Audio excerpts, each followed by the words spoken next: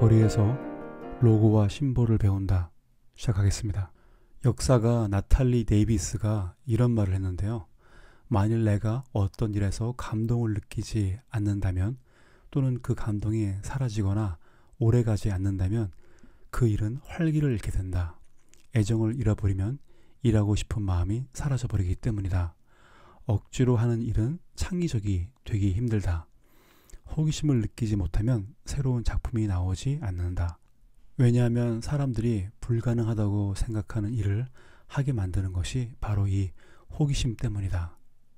또 영국의 물리학자 스티븐 호킹 돌아가셨지만 이렇게 말했습니다.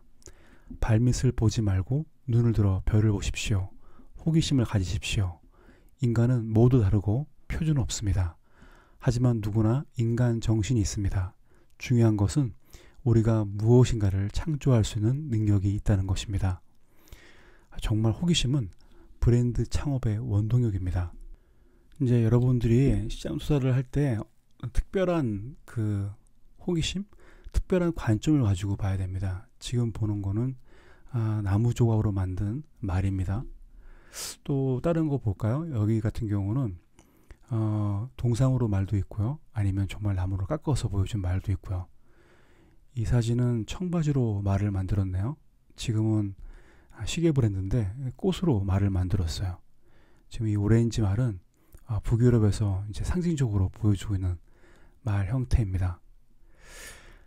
예전에 사람들은 시선을 끌기 위해서 시계라는 도구를 통해서 건물에 박았죠. 지금 보신 거는 해시계 같은데, 그러니까 건물을 볼 수밖에 없는 장치였죠. 호기심의 기준은 변한 것과 변하지 않는 것을 찾는 것입니다. 거리에서 배우는 브랜드 창업의 관찰이 단지 신기한 것을 찾는 곳이 되면 거리에서 자신도 모르게 무언가를 찾기 위해서 헤매게 됩니다. 자신의 취향과 경험의 한계로 인해서 전혀 신기하지 않은 것을 찾아놓고 신기하다고 착각하는 것도 가장 위험하죠. 거리에서 배우는 관찰법은 신기한 것을 찾는 것이 아니라 창의적인 아이디어를 발견하는 것입니다. 이번 동영상에도 많은 간판이 나올 것인데요. 예쁜 간판을 찾는 것이 아니라 창의적인 생각을 발견해야 합니다. 심볼, 로고, 컬러, 그리고 컨셉을 어떻게 융합시켜서 브랜드의 아이덴티티를 구축하고 있는지를 관찰해서 발견해야 되죠. 재래시장을 구애하는 것처럼 돌아다니면서는 절대로 보일 수가 없습니다. 높은 건물의 시계탑과 그냥 벨 말하는 겁니다. 성문을 닫는 시간과 예배를 알리는 목적으로 사용되었죠. 그러나 최근에는 브랜드를 알리기 위해서 시계를 사용합니다. 이거는 뭐 시계 가게고요. 이거는 전혀 이제 시계 브랜드에서 보여주는 시계입니다. 사람들의 시선을 매장 간판으로 모이기 위해서 모든 매장에 시계를 달 수는 없죠. 그렇다면 어떻게 할 수 있을까? 어쩌면 오늘날의 간판은 아마 이 고민에서 시작했을지도 모르죠. 시계 간판보다 강력한 것은 무엇일까? 인물 같은 경우도 이렇게 금빛 브론즈인가요? 메탈을 이용해서 보여주는 간판이 있고, 지금 보시는 거는 초상화처럼 그렸는데 여러분 보시기에 어떤 게 더 인상이 깊나요?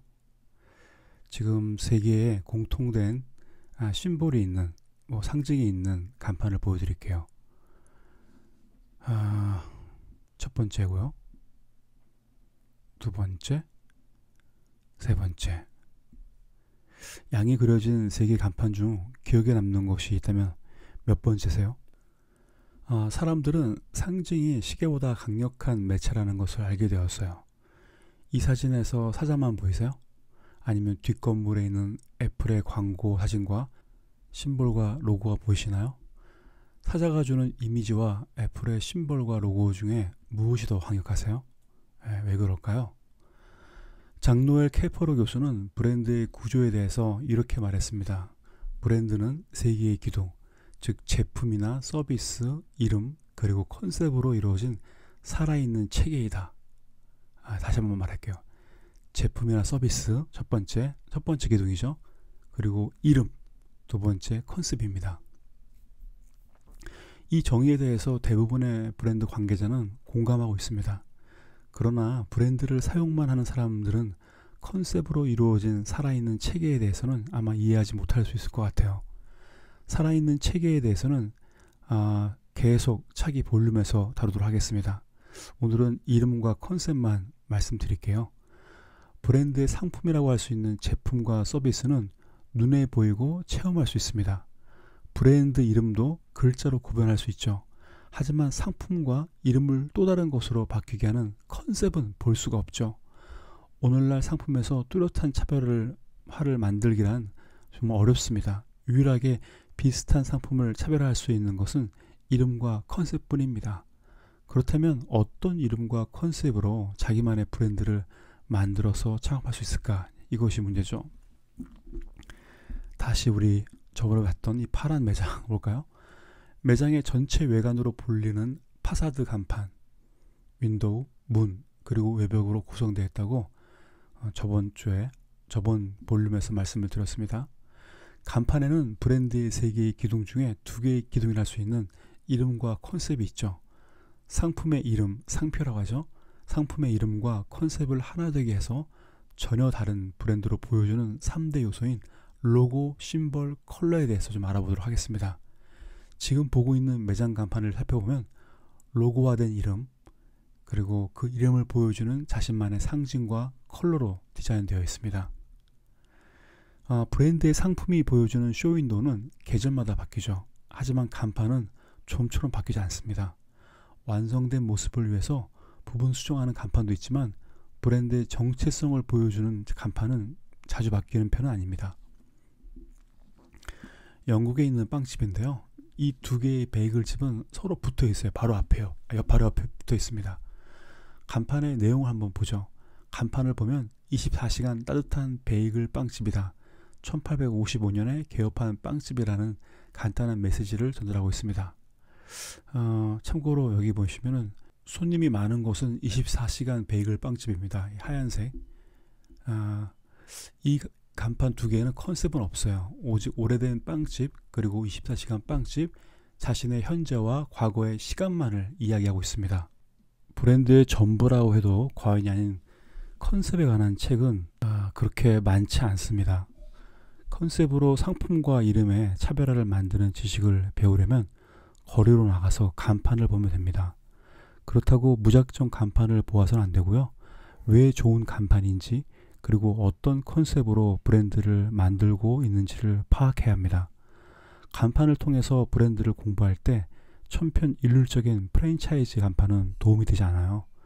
자신의 심볼과 로고를 예술적 차원으로 승화시킨 명품 브랜드나 자신의 브랜드 철학을 보여주고 싶어하는 개인 브랜드의 간판을 추천합니다.